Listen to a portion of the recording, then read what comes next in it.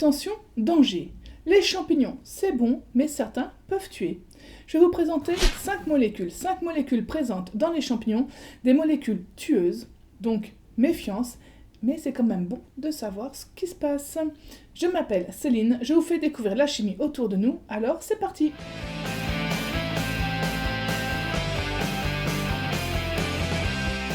Commençons par un grand classique, l'amanite phalloïde. Oh oui, celle-là, on sait, elle est dangereuse. Pourquoi? Parce qu'elle contient l'amatoxine.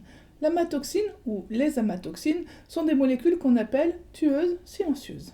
Donc ces amatoxines sont des peptides cycliques que l'on va retrouver, comme je vous l'ai dit, dans l'amanite phalloïde ou même dans l'amanite vireuse. Et elles ont comme particularité d'inhiber l'ARN polymérase 2. Cela a pour conséquence de stopper net la production de protéines dans l'organisme. Et ça, c'est assez fatal. Pourquoi c'est fatal? Parce qu'en arrêtant la production de protéines, on a tous les mécanismes de l'organisme qui vont défaillir les uns après les autres.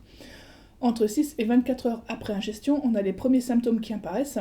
On a des douleurs abdominales violentes, on a des vomissements. Et ensuite, on a une défaillance hépatique, une défaillance rénale, et finalement, tout ça va conduire à la mort.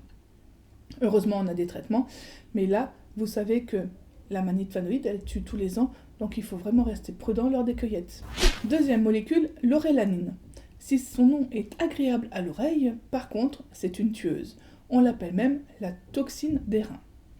On trouve cette molécule dans certains cortinaires, et notamment le cortinaire couleur de Roku. C'est une molécule qui va attaquer les reins en produisant des radicaux libres, et la destruction des reins est parfois irréversible. Les premiers symptômes apparaissent 2 à 3 jours après l'ingestion. On a des douleurs abdominales, on a une soif intense et on a une défaillance rénale qui va apparaître. Les cortinaires, certains sont comestibles, mais d'autres sont réellement dangereux. La troisième molécule est un hallucinogène naturel.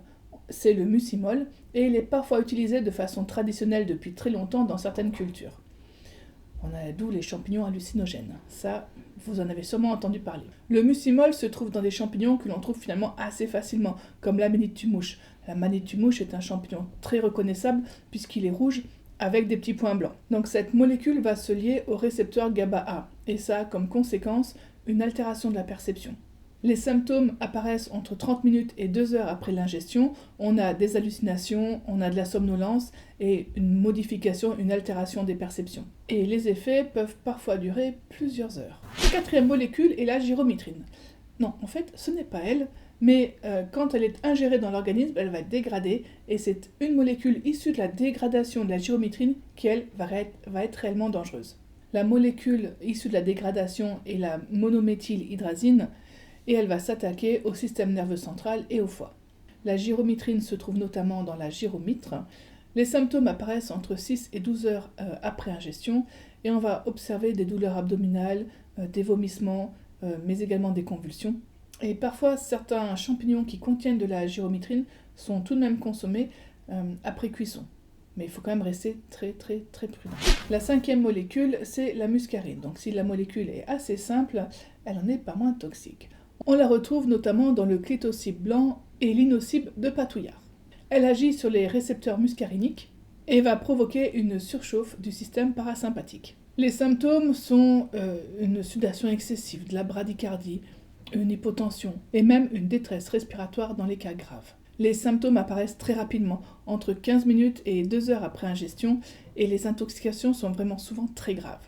Donc je vous ai présenté 5 molécules tueuses présentes dans les champignons, donc je ne peux que vous encourager à rester excessivement prudent si jamais vous êtes amateur de cueillette, et si jamais vous avez le moindre doute, allez voir les pharmaciens, certains sont spécialisés et peuvent vous conseiller sur la consommation ou pas des champignons que vous avez cueillis.